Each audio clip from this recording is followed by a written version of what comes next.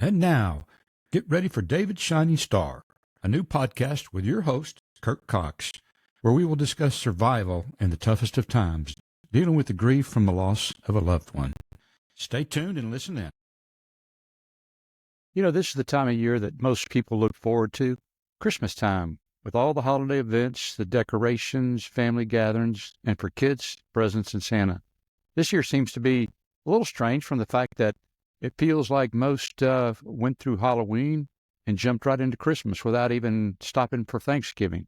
So there's a lot of excitement about it, and there is every year. And so with that, there's this expectation from society that there should be joy and happiness in everyone's life. And rightfully so, who doesn't want their family and friends to be joyful and happy during the holidays?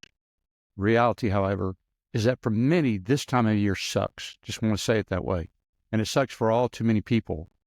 Why? All too often, people who suffered great loss in their lives go through a grieving process. And the holidays are just a stark reminder of that loss, particularly with close loved ones. My son was born on December 23rd, 2 days before Christmas, and spent his first Christmas in the NICU unit as he was only 3 pounds.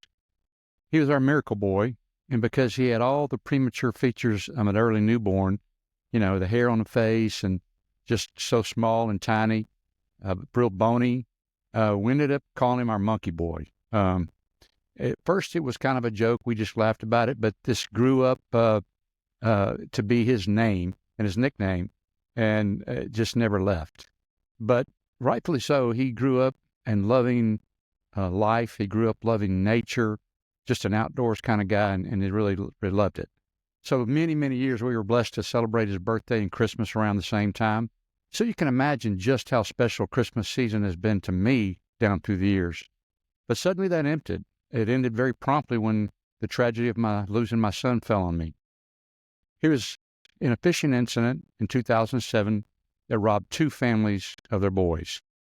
You see, David tried to save one of his best friends from drowning and ended up drowning as well. Both boys left their families very empty, very lost, very lonely. And I can't even begin to explain the weight that dropped on me.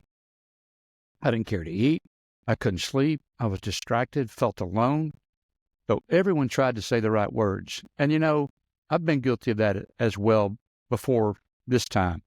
But I slowly learned that some of my words were not very good to try to help somebody else. Things like, sorry for your loss. Is there anything I can do? And for the love of God, if you get anything from this podcast intro, please do not tell someone that you understand how they feel, because you don't. I don't. Nobody does. Only God. And because of that, we walk in this grief walk every day, and it becomes a challenge to suffer through it every year, especially around Christmas time. So there's many people at this time of the year that you have no idea, possibly, they've lost someone years ago, but because of that closeness, they're challenged in the holiday season, finding some kind of light of hope in it. Losing my buddy has been the hardest thing I've ever gone through. And though some will tell you, well, you know, it gets better over time, I'm not certain I can agree with that it gets better. My experience is that you learn to deal with it or you bottle it up. And I did both. And I can honestly say bottling it up is not the right thing to do. And it's very hard to unpackage and deal with it like you really need to. But if you don't address it, your life's going to be affected.